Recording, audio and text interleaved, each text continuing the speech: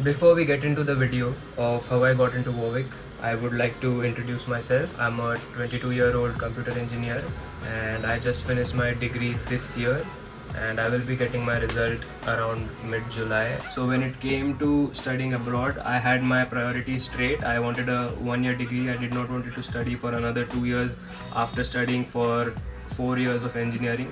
So that left me with the choice of London or United Kingdoms, and then I started researching around those universities that are there in UK. I applied to 6 or 7 universities. These are the universities that I applied to.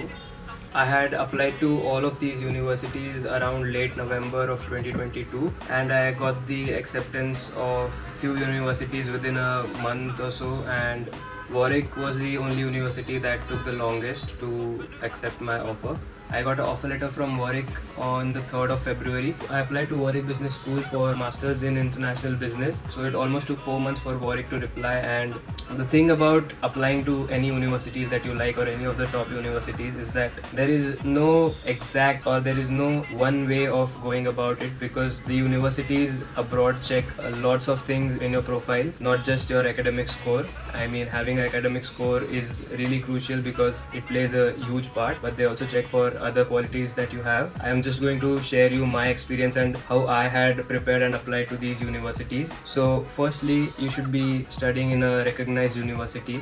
In my case, it was Mumbai University.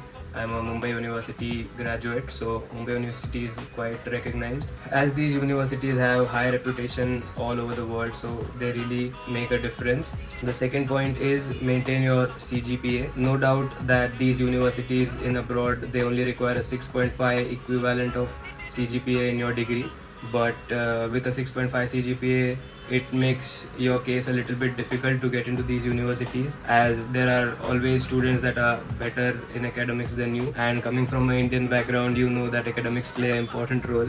So keep your CGPA high. I had an CGPA of 8.75, so anything above 8 is a good CGPA and you will be considered in the top B schools.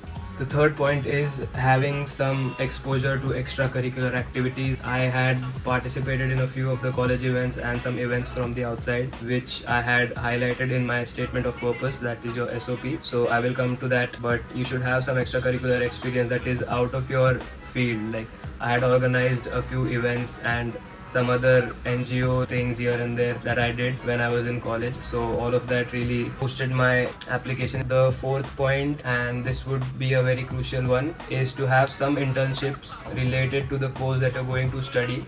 So for example, I'm a computer engineering student and I'm going for a business degree in Warwick Business School. So I had to have some internships or some work experience related to the field of business or related to the field that I'm going to study over there, just so the university knows that you are capable of doing it and that you are really interested and you can cope up with the subject and syllabuses that is there. I had a couple of internships that were related to the computer technical side, and I had a couple of internships that were related to the business side, so that really helped my application. And the fifth point being your statement of purpose. Your statement of purpose has to be very well drafted. You should know what you are writing in your statement of purpose. Don't get it drafted from your counselors or any other third party people, because your statement of purpose is what goes to the university. Your statement of purpose is a highlight of you, of all the good things and all the great things that you have done, and the universities judge you from your statement of purpose. So make sure that your statement of purpose is really well drafted. You have highlighted all your points in it. You make sure you tell them about your academic experiences, your extracurricular experiences, your internships, and a little bit background about your family, how they have supported you, how you have helped them. Make sure that you